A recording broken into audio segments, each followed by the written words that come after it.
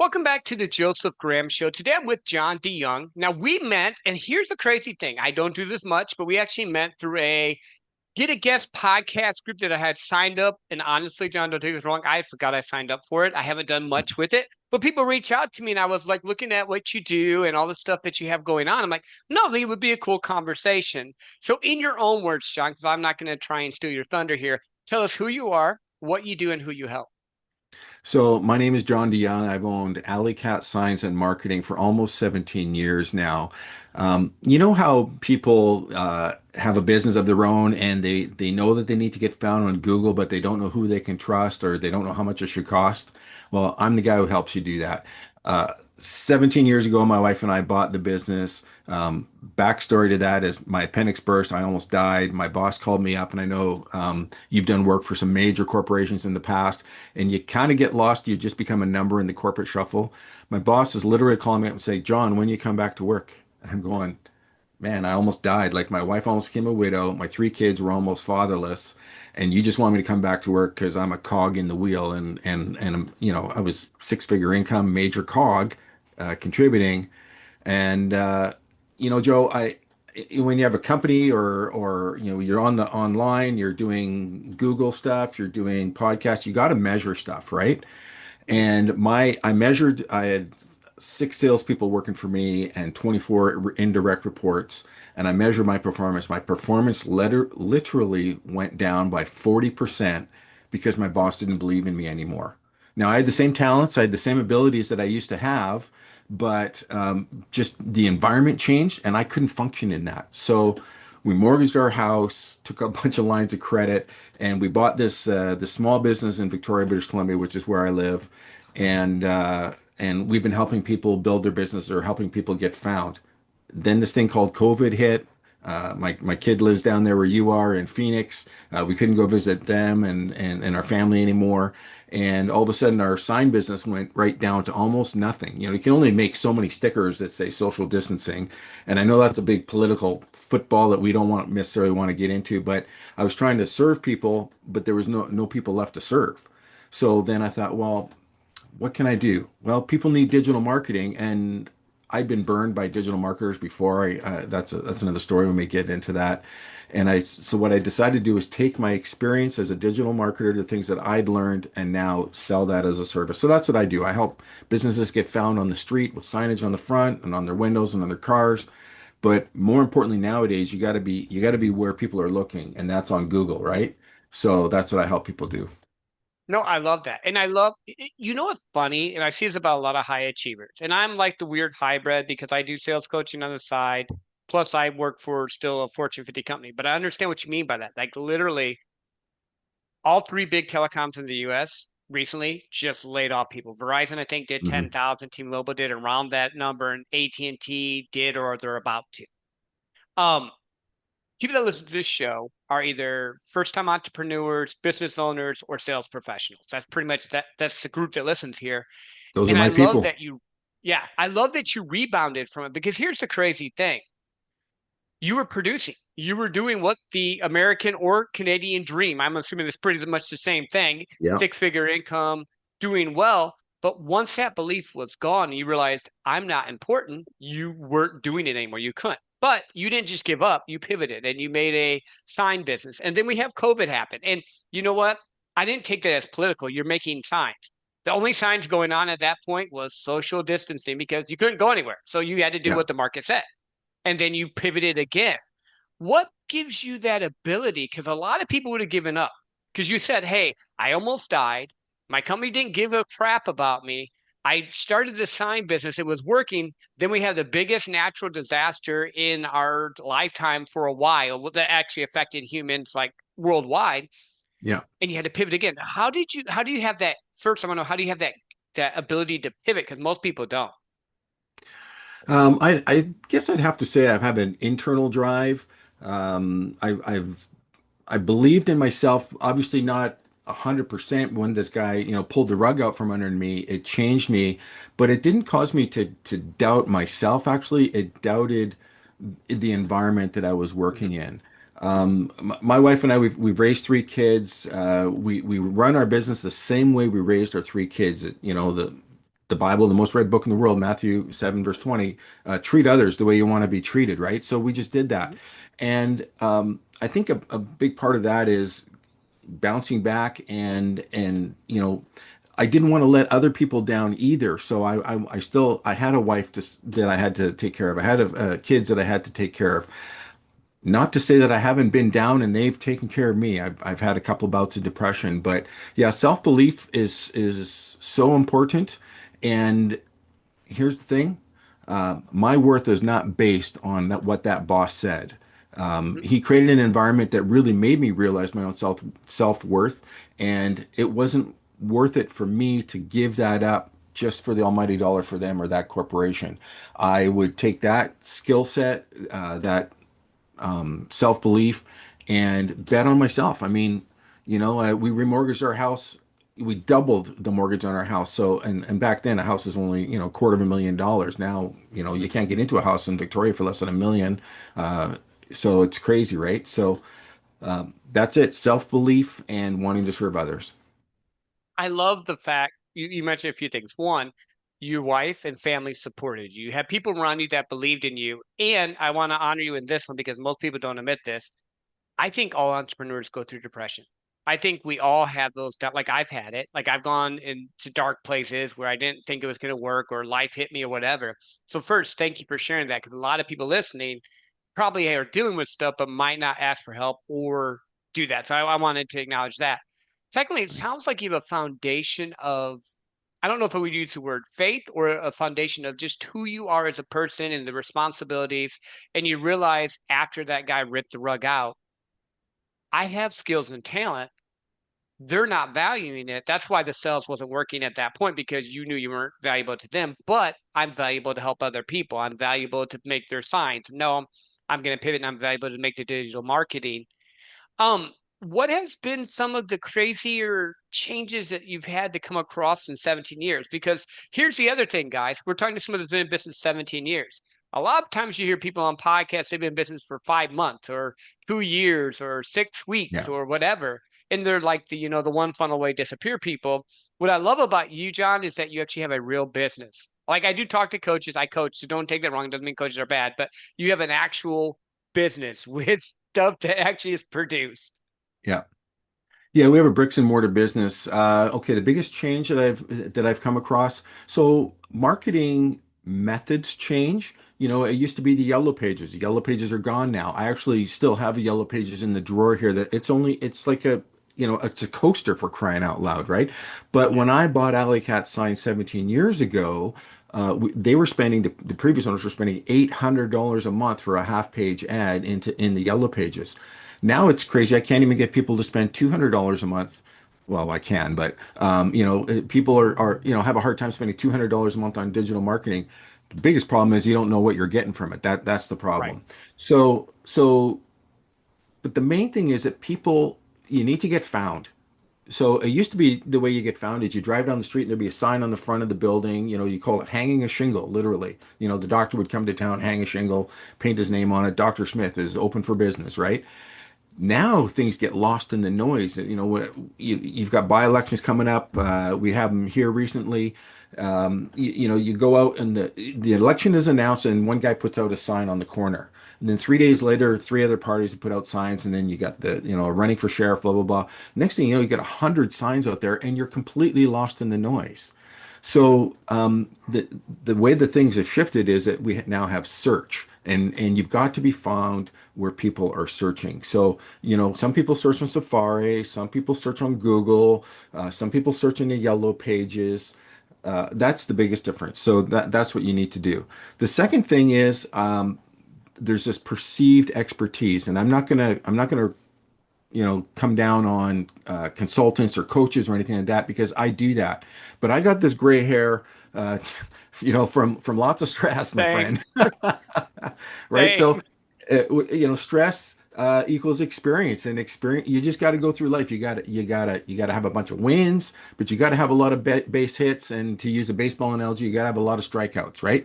You learn from your mistakes. I think one of the biggest problems that people have nowadays is that A, they're not willing to admit that they've made mistakes. Everybody wants to be an expert. And B, People aren't willing to tell clients when they're wrong. I've got a 24-foot sign downstairs that my son and my team are working on right now. Myself and two other guys, we went and pulled it off. Oh, excuse me, we pulled it off the building. I won't do that again. I'm getting too old. I'm 62 years old. I shouldn't be up on a ladder doing this, right? I've learned from my mistake. Now I'm going to finish this off. I'm going to provide the client with an end result that they're going to be very happy with. But I'm going to have to bring in a bucket truck and another team. Is going to cost me several $100s. It's going to eat into my margins. But that's a smarter way of doing it than me getting up on a ladder and possibly falling and giving myself a concussion, right? So Mhm. you have to learn when you're making a mistake. Now, the other thing is you have to be able to tell clients when they're making a mistake. If you're looking for a business consultant and you do a search for business consultants near me, and you're going to come up with 100 results, and you're going to get a map pack, and the map pack will have the top three on there. And you got to look at the reviews of those people. Have they done business before? Nothing against pimply faced 19 or 25-year-olds or whatever doing work out of their mom's basement or out of their apartment or whatever. But if you can find someone who's done this 100 times before, 500 times, 1,000, 10,000 times before, why wouldn't you deal with that person?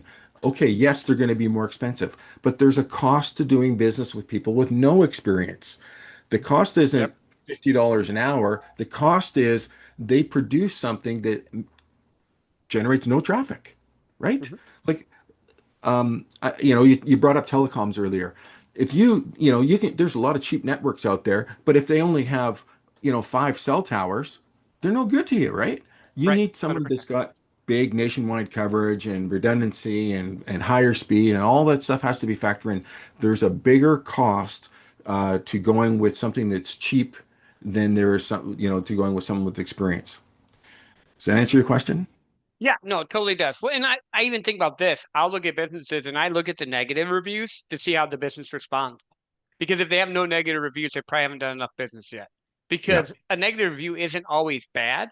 It's just sometimes a misunderstanding or something didn't go as planned. And if you don't take care of that aspect of it, it affects it.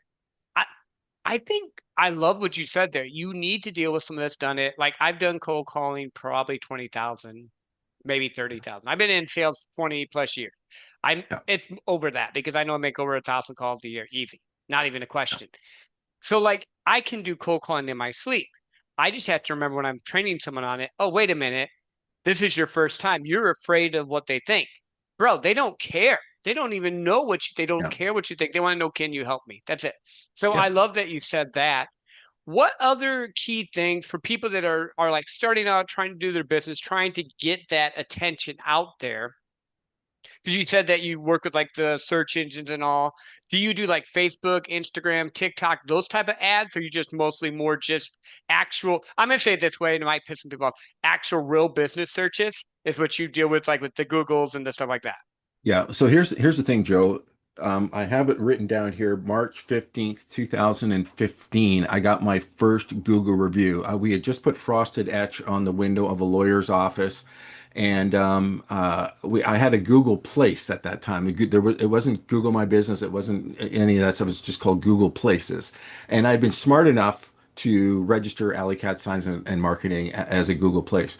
And the guy says to me, Darren is his name. He says, "Hey, John, come on around here." He says, "I'll give you a 5-star Google review." I said, "What's that?" Like I didn't even know what a Google review was, right? Mhm. So I want to tell you folks out there, if I can figure this out, you can figure this out. Okay. First of all, I want to set the bar there. The second thing is, he brought me around the back of the desk and he says, "Oh, look at this." And he clicked on the star on the far right hand side, which gives you 5 stars. Sometimes people just click on the one on the left. That's not good. That's one. He gave me the Yep. one on the far right, put in here, John and Alley Cat did a great job with the frosted etch in my office windows. Looks really great, super professional. Click, boom. Okay, here's Mhm. the funny thing. If you were in a restaurant and you were really, really happy with your dinner, and you said, "Hey, can I talk to the chef? I just want to pay my compliments to the chef." And I don't know, what's your favorite thing to eat, Joe? Steak. Steak, okay. The guy, a nice big thick juicy steak. You cut it up, it's super delicious, a memorable steak, and the chef comes out and you say, "Hey, thank you so much, Chef Pierre. That was one of the best steaks I've ever had in my life." And he turns around and he walks away. completely ignores the compliment you just gave them. That's what it's like when you leave a Google review or when someone leaves you a Google review and you don't reply to it. Yep. Okay? You're literally slapping the face of your client who just gave you a great five-star Google review, right? Hmm. You talked about there's no such thing as negative Google review. I don't think there's a such thing as a negative Google review. A negative review gives me the opportunity to explain my side of the situation. Now, I have 800 Google reviews. That's my company. But it took me about 20,000 requests, total combination here, requests in person, phone calls. Are you happy with your work? 5 emails and 5 text messages on average to all those clients to get 800. So getting Google reviews is not easy, but is it worth it? This is why I don't do Facebook ads or Google ads. I've never placed a Facebook ad or a Google ad in my life, but I have 800 Google reviews. Because now, well, actually, remember that sign I was just telling you about that's 24 feet long and it's too big for me to Yep. work with? A customer from, we'll call it the Midwest, from Calgary, Alberta, Hmm. called me up and said, "Hey, I've got a client in Victoria. They need the sign done, blah, blah, blah." That came to me because he searched for best sign shop in Victoria. And Alley Cat Signs came up along with Effects came up along with Speed Pro, along with Fast Signs, a bunch of other my competition. And I don't mind mentioning them because when I come up on the Google reviews, I've got 800 Google reviews. The closest one has 300. Who are they going to Oh, nice. call? You, because you have more, there's more proof Right? of concept. I Exactly. love that. Yeah. So that's why I don't need to advertise. Now, it took me over 11 years to get this number of Google reviews, but that's why I don't know if you can tell I'm a little bit excited about it. I help people all across Canada, across US. I've got clients in Australia. I do consulting now. Just had someone I helped the other day in Spain, believe it or not. Hmm. So, yeah, I don't believe in a, what do they call it? Scarcity mentality. I believe in abundance. So the Hmm. more people I can teach to do this, the more business people can succeed. 75% of businesses fail in the first 5 years, right? Yep. Right. And like how many you do a lot, I know you do sales training. How many of those salespeople fail because they just don't do what it takes? It's not hard. What's the worst they can do? They can say no. They hang up the phone. They say, you know what, I'm busy. Like, just keep asking. And so I believe in creating an environment that makes it hospitable, that people come in. Like when people come into my shop, they see 800 Google reviews on the windows outside of my store. So they probably already found me on Google. That's probably how they found me. But then when they walk in the door, they go, "Oh, these guys got a lot of Google reviews. They're probably going to ask me for a Google review." So you train that mindset in there. We have, I don't know if you can see it here. I've got on my desk here, Google reviews. How do we do? We've got a QR code, or you can tap or NFC this, right? Oh, Like, nice. take all the friction out of it. And what I'm going to do is for anybody out there who's listening or watching this podcast, if you want one of these NFC tap cards, you can scan it. The QR code is on the back. I will program this. And if you just, reach out to me directly, we'll talk about that at the end, how they can do it. I'm more than happy to give this away because I want small businesses and medium businesses and even these major telecoms to succeed. Let me give you another short story. Um, I was working with one of our major telecoms here in Canada. It's called Rogers, and I do display. So I get there's national contracts that come out, and again, I was found because one of these national companies from Toronto said, "Hey, who can we get in Victoria to handle all the businesses on Vancouver Island?" They called us Hmm. up. We get the contract. After I finished doing a display for the new 5G internet, um, I said to the guy, I said, "Hey, are you happy with it? Everything turned out good?" He goes, "Yeah, absolutely." I said, "Great. Would you mind leaving us a Google review?" He goes, "Yeah, no problem." Well, most people would just leave it right there. But I'm not wearing it today, but I actually carry one of these cards on a lanyard around my neck. And I said, "You Nice. got your phone on you?" And he goes, "Yeah." I said, "Pull out your phone." And he pulls out his phone. I said, "Here, scan this." Boom, right to Hmm. my Google business profile, right? Like, it's all about making life easy. Why Yep. would why would we make it hard for our clients to leave us a Google review? You send them a link in an email and they can just click on it. It goes boom right to your Google business profile. No, I That's what love I do. that. I do that with I don't have the little scan code, but I do that with my podcast when I talk to people or Yeah, actually people who've been on the show. It's like, I think the one thing I told you, I have everyone like and rate the podcast. It's just, yeah, it's a way to get more stuff out there. But yeah, I literally yeah. send in the link. when I did sales, when I do sales, I still do sales.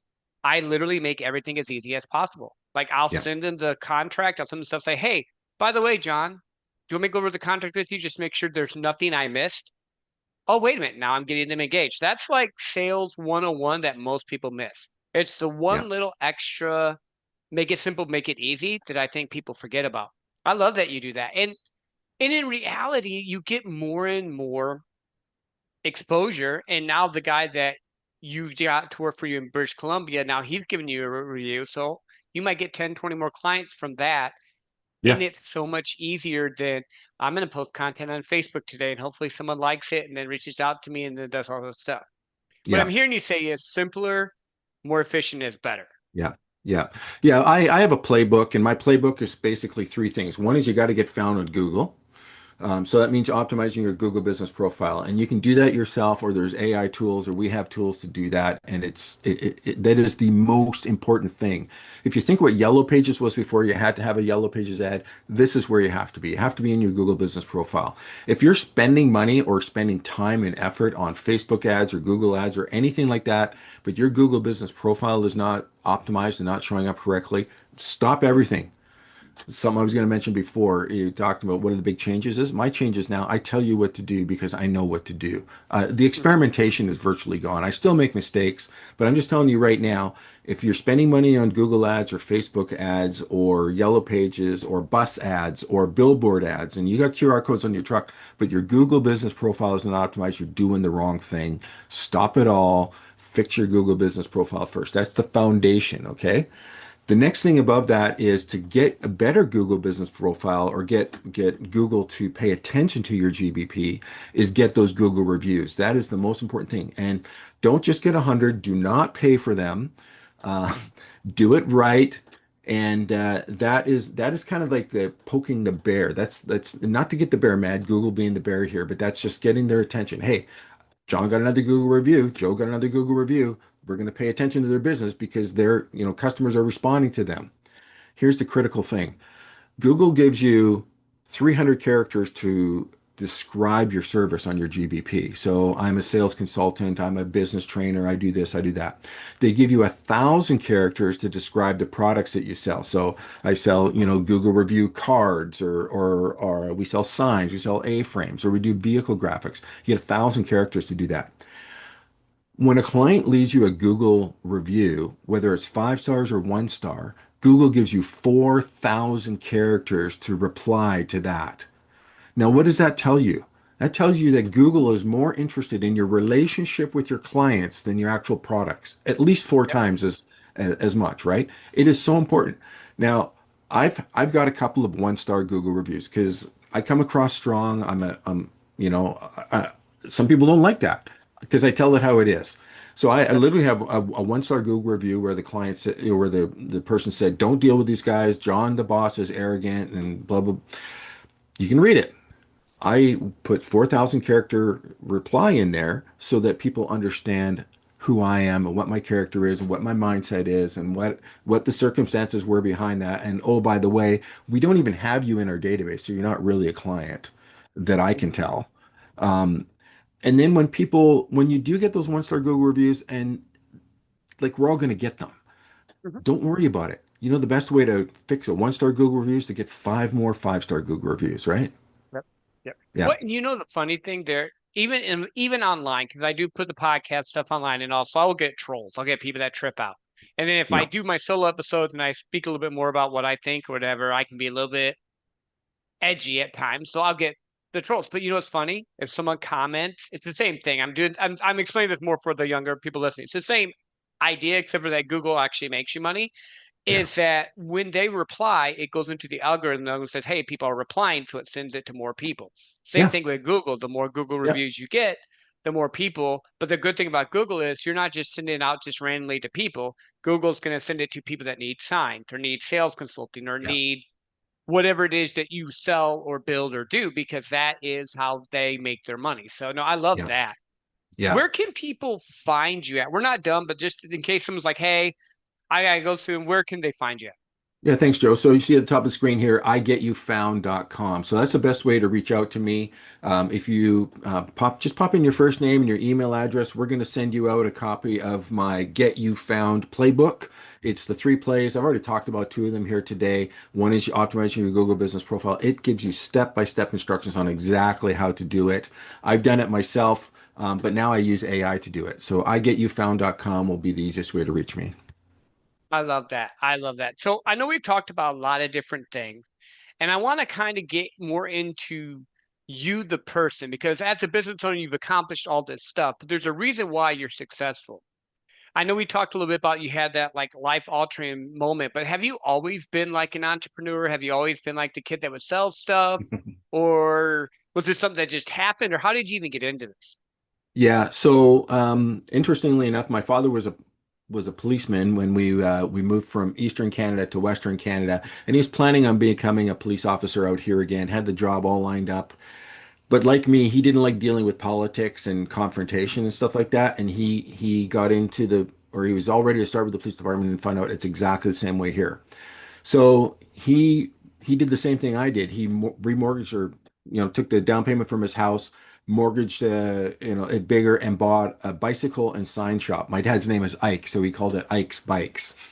Nice, Kind of funny. nice. Anyways, this was in 1973. 1979, there was, a big shift in the economy. Whatever happens in the States, we get the ripple. It's like a drop in the pond. We get the exact same thing here. So my Hmm. dad's business was bicycles, which was great, but also major appliances, so fridges and stoves.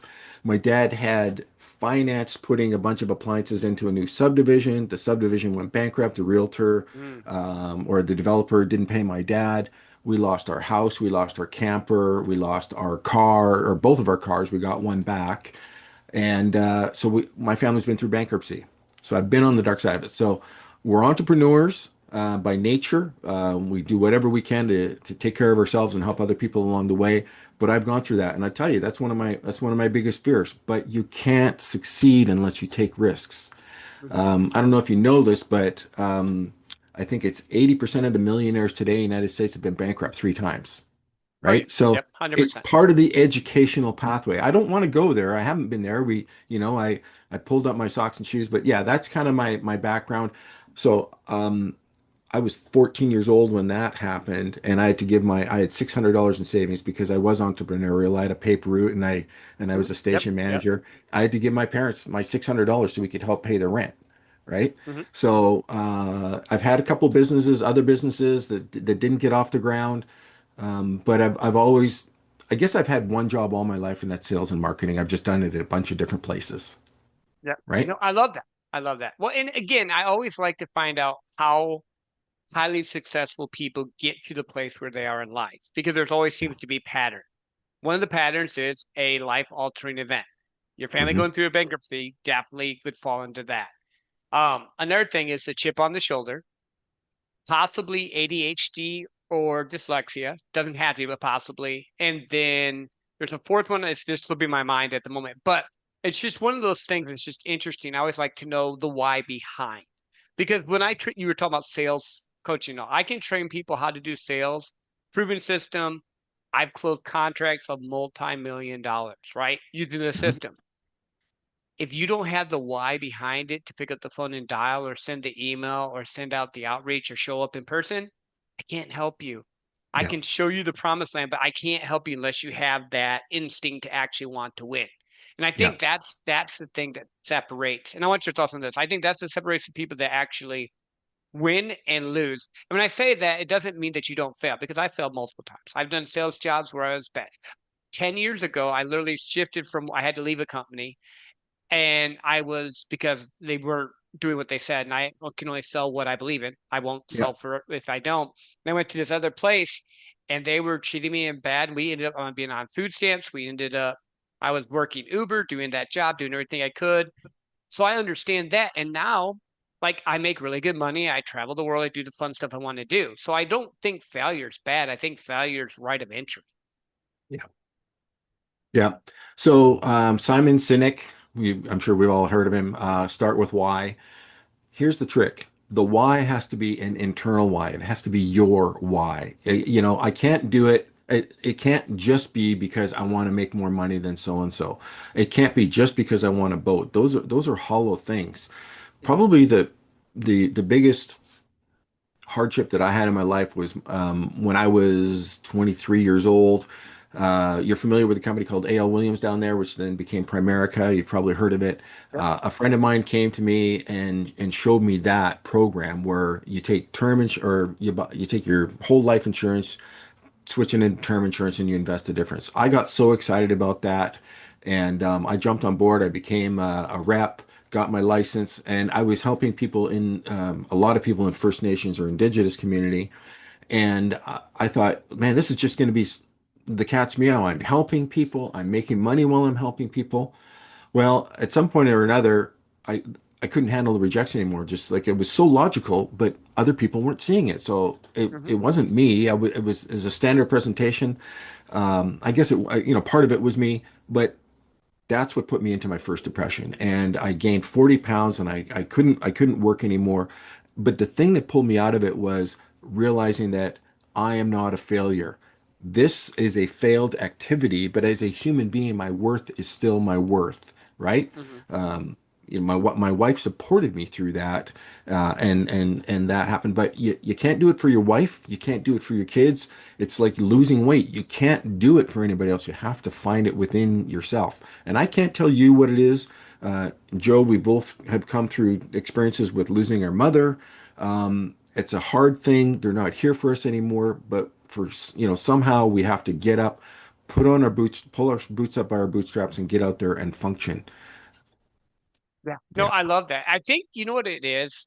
I think so many people are afraid of failure because they worry about what others think.